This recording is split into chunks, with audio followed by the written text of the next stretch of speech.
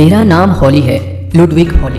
جو واقعہ میں بیان کرنے جا رہا ہوں اگرچہ اس سے گزرے 20 سال ہو چکے ہیں، مگر دماغ میں اس طرح تازہ ہے جیسے کل ہی کی بات ہو۔ میں اس وقت کیمبرج میں طالب علم تھا، رات کا وقت تھا اور ریاضی کے ایک مسئلے کو سلجھانے میں مصروف تھا۔ محنت ضروری تھی کیونکہ میرے دوست اور استاد سب کو میری قابلیت کی وجہ سے توقع تھی کہ 1 مہینے بعد ہونے والے امتحان کے بعد کیمبرج میں میرا نمایاں مقام ہوگا۔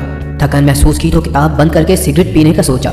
اٹھا، سگریٹ سلگائی تو آئینے پر نظر پڑی جہاں میرا عکس موجود تھا۔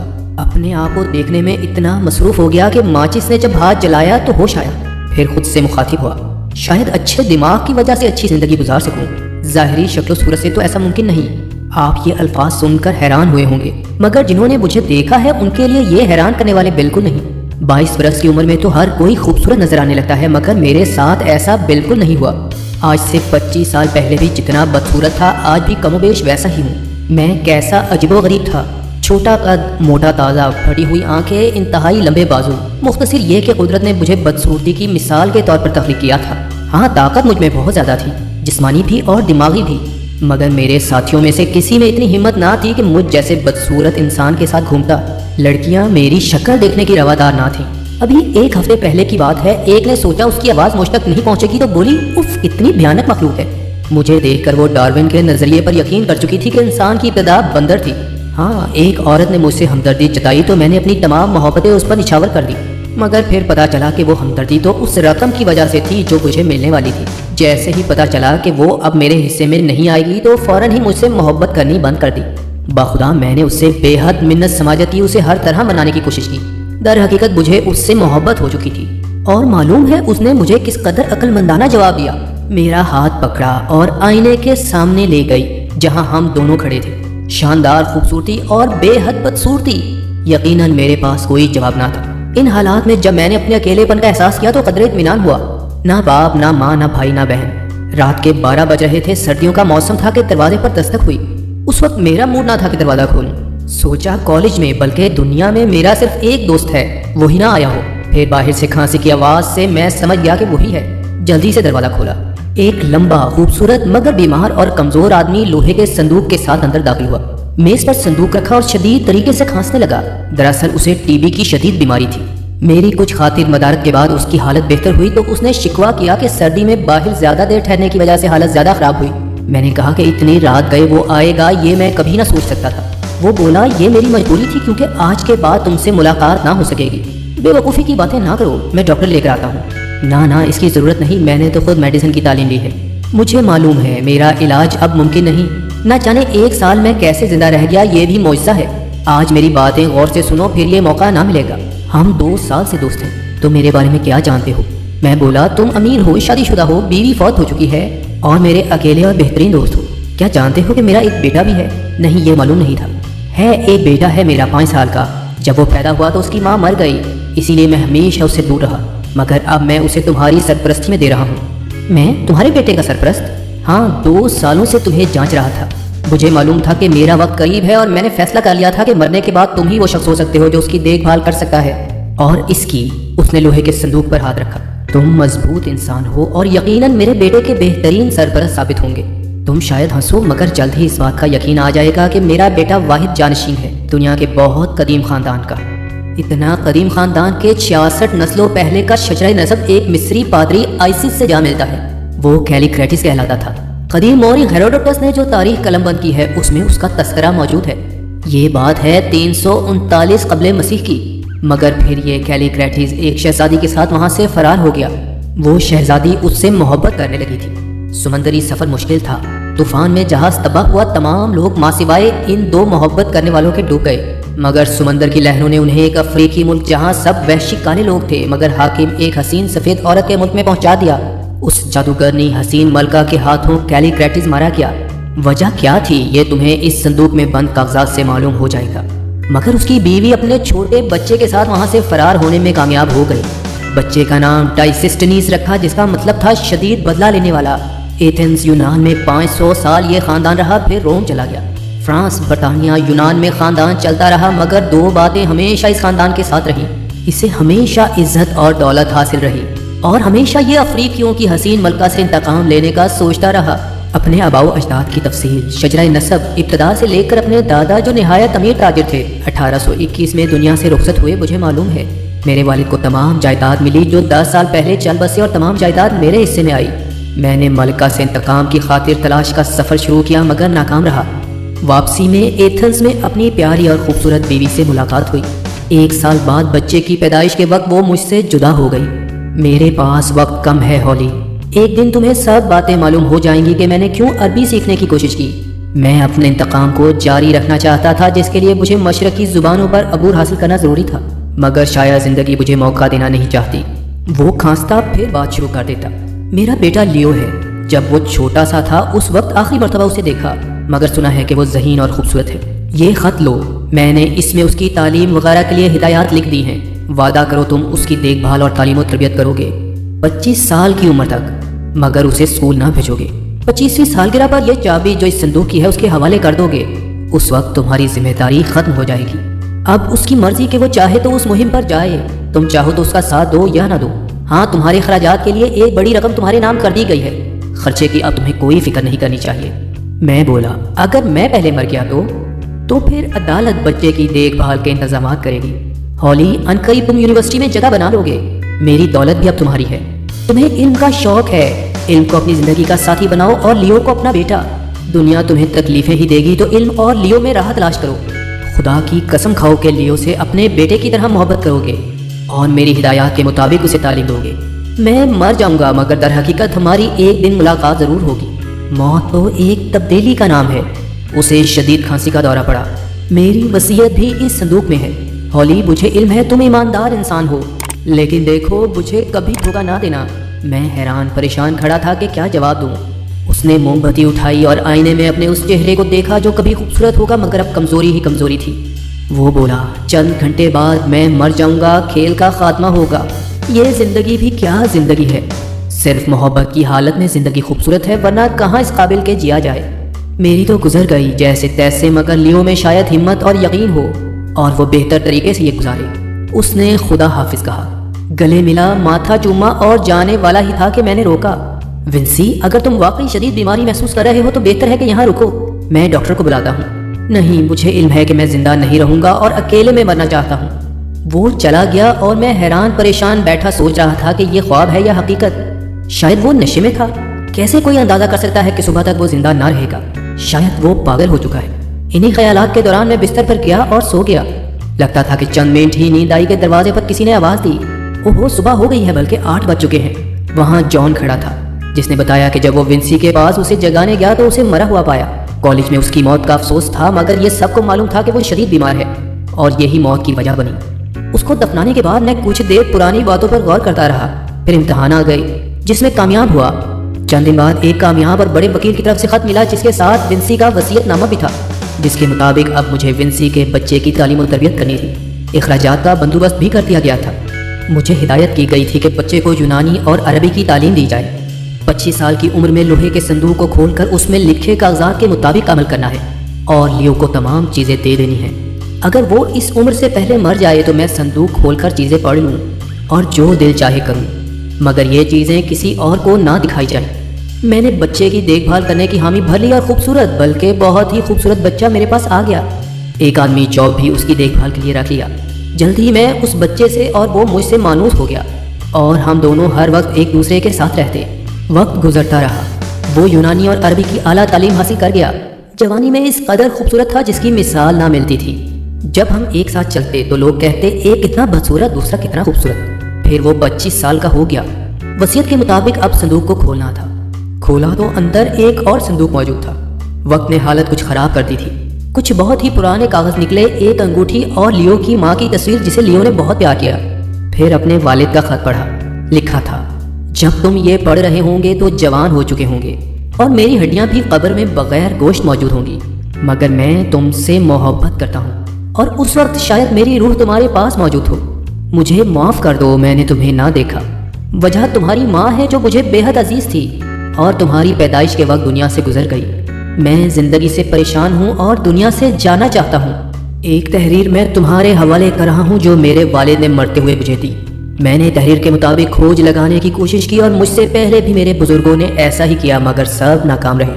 میں نے اپنے سفر میں بے حد تکالیف برداشت کی۔ افریقہ گیا، گہرے دریا کے پار طویل میدان عبور کیے، پھر پہاڑیاں جن میں سے ایک کی شکل افریقی انسان کی سی ہے، جس کے پیچھے بے حد بڑے پہاڑ ہیں۔ اگر دلدل پار کر لیں تو وحشی افریقی لوگوں کی آبادی ہے جو عربی بولتے ہیں۔ ان کی حکمران ایک سفید حسین عورت ہے۔ میں وہاں تک نہیں پہنچا مگر ایک آدمی مجھے ملا جس نے یہ باتیں بتائیں۔ افریقہ سے واپسی پر میرا جہاز تباہ ہوا اور سخت پریشانی میں مشکلات میں واپس گھر پہنچنے میں کامیاب ہوا۔ راستے میں یونان میں تمہاری ماں کی خوبصورتی سے متاثر ہوا اور شادی کر لی، مگر بیوی تمہاری پیدائش کے وقت مر گئی۔ بزرگوں کی وصیت پر عمل کرنا چاہتا تھا مگر کر نہ سکا۔ اب تمہاری باری ہے کہ جو کچھ میں نہ کر سکا تم کرو۔ تم جو چیزیں دیکھو گے تمہارے وہم و گمان میں بھی نہ ہوں گی، مگر زبردستی نہیں ہے۔ اگر دل مانے تو بزرگوں کی وصیت پر عمل کرو، دل نہ مانے تو نہ جاؤ۔ ایک اور تحریر ملی جس پر لکھا تھا، میں شہزادی ہوں، ایمیناٹس میرا نام ہے، خاندان ہے فرعون کا اور ملک ہے مصر کا، میں بیوی ہوں کیلیکریٹس کی۔ اس آدمی کو میں نے پسند کیا اور اپنے شوہر اور خاندان کو چھوڑ کر اس کے ساتھ فرار ہو گئی۔ افریقہ کے میدانوں میں ہم ایک ساتھ چھپتے رہے، ہر طرح کی تکالیف اٹھائیں۔ ایک پہاڑ وہاں موجود تھا جو افریقی انسان کے منہ جیسا تھا۔ ہماری بدقسمتی ہمیں پریشان رکھتی، ہم گناہ گار تھے۔ کبھی دریا کے ذریعے فرار ہونا چاہتے تو جن ہم پر حملہ کرتے، بیماری ہمیں تنگ کرتی، ہم افریقی وحشیوں کے قیدی بنے۔ لمبے سفر کے بعد اس جگہ پہنچے جہاں اجنبی کو بری طرح موت کے منہ میں دے دیا جاتا ہے۔ وہاں ایک حسین عورت حکمران ہے، اپنے جادو کے زور سے ہر چیز کو قابو میں رکھتی ہے اور سب چیزوں کا علم بھی رکھتی ہے۔ اس نے جادو کے زور سے تمام عمر زندہ رہنا ہے۔ میرے شوہر کو اس جادوگرنی ملکہ نے پسند کر لیا اور شادی کرنی چاہیے۔ اس کے خوف اور خوبصورتی کے باوجود میرا شوہر مجھے پسند کرتا رہا اور اس ملکہ سے شادی سے انکار کر دیا۔ وہ ملکہ مجھے اور میرے شوہر کو اس غار میں لے کر گئی جہاں آگ روشن ہے۔ اس آگ میں جلنے سے ہمیشہ کی زندگی حاصل ہوتی ہے۔ شوہر کو لالچ دیا کہ مجھے قتل کر دے اور اس سے شادی کرے اور تحفے میں وہ اسے بھی ہمیشہ کی زندگی دے دے گی، پھر وہ دونوں ہمیشہ زندہ رہیں گے، جوان اور خوبصورت۔ شوہر نے انکار کیا تو غصے میں اسے قتل کر دیا۔ پھر اپنی اس حرکت پر بہت روئی، بہت افسوس کیا۔ مجھے بھی مارنا چاہا مگر میرے قبیلے کا جادو مجھے بچا گیا اور میں وہاں سے بچ نکلی۔ دوسرے علاقے میں بیٹا پیدا ہوا۔ میرے بیٹے اپنے باپ کا انتقام لے، وہاں جا اور اس جادوگرنی عورت کو مار، قتل کر، اگر نہ کر سکے تو اپنے بچے کو اس بات کی وصیت کر، وہاں جا کر ہمیشہ کی زندگی بھی حاصل کر اور وہاں حکومت کر۔ جادوگرنی کے ظلم سے پریشان لوگوں کو بھی نجات دلا۔ اس عبارت کے بعد بہت سے لوگوں نے اپنی اولاد کو وصیت کی کہ اس جادوگرنی کو مارنے کی کوشش کریں، مگر کوئی کامیاب نہ ہوا۔ 2000 سال کے قریب اور 16 نسلوں کے قریب لوگوں نے یہ کوشش کی مگر کامیاب نہ ہو سکے۔ لیو نے کچھ دیر سوچا اور کہا کہ میں جادوگرنی ملکہ کے پاس جاؤں گا۔ میں نے لاکھ سمجھایا مگر وہ نہ مانا تو میں نے بھی ساتھ جانے کی حامی بھر لی۔ ملازم جاب بھی ہمارے ساتھ چلنے کے لیے تیار تھا۔ بڑی رقم ہمارے پاس تھی، سامان جمع کیا اور پھر بحری جہاز میں سفر شروع کیا۔ کوئی طاقت ہمیں سفر سے دور رکھنا چاہتی تھی کیونکہ جلد ہی شدید طوفان آیا اور بحری جہاز کو سمندر میں غرق کر دیا، مگر لیو، میں اور ملازم جاب بچ گئے اور اس حبشی سر والے پہاڑ تک پہنچ گئے۔ آگے جانے کے لیے دریا میں سفر شروع کیا مگر راستہ بے حد دشوار تھا۔ رات کو مچھر بہت زیادہ کاٹتے، راستہ مشکل تھا مگر سفر جاری رکھا۔ ہمیں وہ چیزیں نظر آ رہی تھیں جو تحریر میں موجود تھیں۔ ایک روز ہمیں کچھ آدمیوں نے گرفتار کر لیا۔ پہلے قتل کرنا چاہتے تھے مگر آواز آئی، ملکہ کا حکم ہے کہ کچھ سفید لوگ یہاں آئیں گے، انہیں مارنا نہیں ہے بلکہ زندہ ملکہ کے حضور پیش کرنا ہے۔ یہ افریقی لوگ عربی بولتے تھے۔ لیو نے ان سے عربی میں بات کی تو انہوں نے احترام کا رویہ اختیار کر لیا۔ سفر شروع ہوا۔ آدمی اور عورتیں ہمیں دیکھتے اور حیران ہوتے کیونکہ اس علاقے میں عرصے سے کوئی اجنبی نہ آیا تھا۔ ایک عورت نے لیو سے بات کی، لیو نے جواب دیا تو لوگوں نے اپنے عقیدے کے مطابق ان کی شادی تصور کر لی۔ وہاں عورت کو اختیار تھا، جس سے شادی کرنا چاہے اپنی مرضی سے کرے۔ اس عورت کا نام اوسٹانی تھا اور اب وہ اور لیو شادی کے بندھن میں بندھ چکے تھے۔ ہمیں ایک طویل غار میں لے جایا گیا، کھانے کھلائے گئے اور ملکہ کے بارے میں بتایا گیا۔ اوسٹانی نے لیو سے شدید محبت کرنی شروع کر دی تھی، وہ مخلص بھی تھی۔ اپنے علاقے، رسوم و رواج اور ملکہ کے بارے میں بتایا۔ ملکہ تھوڑی دور اس جگہ رہتی تھی جہاں آبادی نہ تھی، لوگوں سے بہت کم ملتی، کسی نے اس کی شکل نہ دیکھی تھی کیونکہ اپنے آپ کو پردے میں رکھتی، مگر سب کو معلوم تھا کہ وہ ایسی حسین عورت ہے کہ دنیا میں دوسری ایسی حسین عورت موجود نہ ہوگی۔ وہ نہ جانے کب سے ہے اور ہمیشہ زندہ رہے گی۔ اس کے ملازم گونگے بہرے ہیں، نہ سن سکتے ہیں نہ ہی بول سکتے ہیں، اس لیے اس کے بارے میں کچھ نہیں بتا سکتے۔ उस इलाके तक खतरनाक दलदल की वजह से कोई नहीं आ सकता। अलबत्ता ओस्टानी की अपनी राय थी कि मलिका दरअसल हमेशा जिंदा रहने वाली ताकत नहीं रखती। उसकी बच्ची पैदा होती होगी तो खुफिया तौर पर उसकी परवरिश करते होंगे और माँ के मरने के बाद वो मलका बन जाती होगी। ओस्टानी लियो के लिए परेशान भी रहती कि मलका उसे तकलीफ ना पहुंचाए। एक रोज लोगों ने कहा कि वो हमारी दावत करेंगे। दरअसल वो हमें आग में भूनकर खत्म करना चाहते थे। ओस्टानी को इस बात का इल्म हो गया। उसने हमें आगाह किया। हमने लोगों का मुकाबला किया, गोलियां चलाईं, फिर एक एक करके बेहोश हो गए। मगर वक्त पर मलका के आदमी आ गए और उन लोगों को मारा। ओस्टानी ने लियो के ऊपर गिरकर उससे मरने से बचाया। अब हमें मलका से मिलने जाना था। सफर शुरू हुआ। रास्ते में मलका का अहम आदमी पानी में गिर गया तो हमने उसकी जान बचाई, जिससे वो हमारा दोस्त बन गया। मलका का महल शानदार था, पहाड़ की चोटी पर बना हुआ, आसपास शानदार सड़कें जिनका बनाना आसान काम ना था। एक सुरंग में दाखिल करने से पहले हमारी आंखों पर पट्टी बांध दी गई। लियो को अब तक बुखार था। लंबे सफर के बाद हम मलका के महल तक पहुंच गए। जो अंगूठी हमें संदूक से मिली थी वो अब मैंने पहन रखी थी, क्योंकि लियो बीमार था और अंगूठी के गुम होने का अंदेशा था। मलका के गूंगे बहरे मुलाजमों के दरमियान से गुजरते हुए मैं मलका के पास पहुंच गया। उसके मुलाजिम ने उसके सामने लेट कर उसके अजीम होने को साबित किया, जबकि मेरे पसीने छूट रहे थे। वो मुकम्मल तौर पर कपड़े में लिपटी हुई थी, मगर फिर भी इल्म हो रहा था कि दुनिया की हसीन तरीन औरत है। अजनबी, परेशान क्यों हो? मुझे पसंद कर रहे हो? मैं तुम्हारे गुस्ताख ख्यालात को माफ करती हूँ। कैसी खूबसूरत थी उसकी आवाज़। फिर उसने गुस्से से कहा, इन लोगों पर हमला करने की जिसने जुर्रत की उसने मेरे हुक्म की खिलाफ वर्जी की। उनकी सज़ा अजियतनाक मौत है। मुझे अपने करीब बिठाया। मैं हज़ारों साल से यहाँ रह रही हूँ। दुनिया की हर शय का मुझे इल्म है। मौत मुझे कभी नहीं आएगी। तुम सोच रहे हो कि मैं दुनिया की खूबसूरत तरीन औरत हूँ, और अगर बहुत ताकतवर और इल्म भी रखती हूँ तो इस वीराने में क्यों रहती हूँ? सुनो, मुझे इंतज़ार है अपने महबूब का, वो जिसे मैं दिलो जान से चाहती हूँ। वो मुझसे नाराज़ है मगर मोहब्बत भी करता होगा, तो मेरा प्यार उसे यहाँ खींच लाएगा। इस प्याले में देखो। मैंने देखा, पानी में मुझे लियो और मैं नजर आए। हाँ, मैं दुनिया में जिसको और जिस जगह चाहूँ देख सकती हूँ। ये जादू नहीं, पुरस्कार राज है। तुम अपनी पूरी जिंदगी इस प्याले में देख सकते हो। तुम ख्वाहिश कर रहे हो कि मुझे देखो, मगर जिसने मुझे देखा मरते वक्त तक मुझे पाने की ख्वाहिश करता रहा। इसीलिए किसी को नजर नहीं आती, सिर्फ अपने महबूब को नजर आऊंगी। मैंने बहुत दरख्वास्त की तो उसने अपना चेहरा मुझे दिखा दिया। मैं पागल हो चुका था। किस कदर खूबसूरत औरत थी वो, नाकाबिले यकीन हुस्न। मगर फिर उसके चेहरे पर इंतहाई गुस्सा आया। ये अंगूठी तुम्हें कहाँ से मिली? ये मेरे बेटे लियो की है। इस तरह की तो मेरे महबूब ने पहन रखी थी। शायद मैं धोखा खा रही हूँ। खैर, तुम जाओ, आराम करो। मैं वहाँ से चला तो गया, मगर छुपकर फरार होने का रास्ता ढूंढता रहा। इसी दौरान एक कमरे में आग जलती देखी। एक लाश वहाँ मौजूद थी। मलका कह रही थी, उस औरत की वजह से मैं तुम्हें हासिल ना कर सकी, मगर तुम्हारा हमेशा इंतजार करूंगी। मैं डर गया था क्योंकि वो लाश कैलिक्रैटिस की थी, जो हजारों साल गुजर जाने के बावजूद अब तक मलका के पास थी। उसने अपने इल्म से उस लाश में जान पैदा की, फिर बोली, मगर तुम में रूह नहीं। मुझे माफ कर दो, मैं तुमसे मोहब्बत करती हूँ और करती रहूंगी। मैंने ये देखा और डर कर वहाँ से अपने कमरे में आ गया। हालात बेहद खौफनाक थे। लियो सख्त बुखार से मरने वाला था। मैंने मलका से दरख्वास्त की कि उसे बचा ले। वो दवाई लेकर लियो के पास आई, मगर उसे देखकर हवास खोने लगी। ये तो मेरा महबूब कैलिक्रैटिस है। उसे प्यार किया, दवाई पिलाई। मेरे महबूब, हजारों साल मैंने तुम्हारा इंतजार किया। फिर बोली, इसकी बीवी कौन है? ओस्टानी, यहाँ आओ। अब इस शख्स से तुम्हारा कोई ताल्लुक नहीं। वो बोली, ये मेरा शोहर है, हम एक दूसरे से मोहब्बत करते हैं। मलका ने कुछ देर तो बर्दाश्त किया, फिर जादू के जोर से उसे वहां से जाने पर मजबूर कर दिया। ओस्टानी वहां से चली गई। लियो सेहतमंद हो गया और ओस्टानी के बारे में दरियाफ्त किया तो मलका ने कहा कि वो समझी तुम मर जाओगे तो तुम्हें छोड़कर चली गई। मलका ने सबको रक्स में शिरकत की दावत दी, जहाँ रोशनियां लोगों की लाशों से रोशन थी। मंजर खौफनाक था।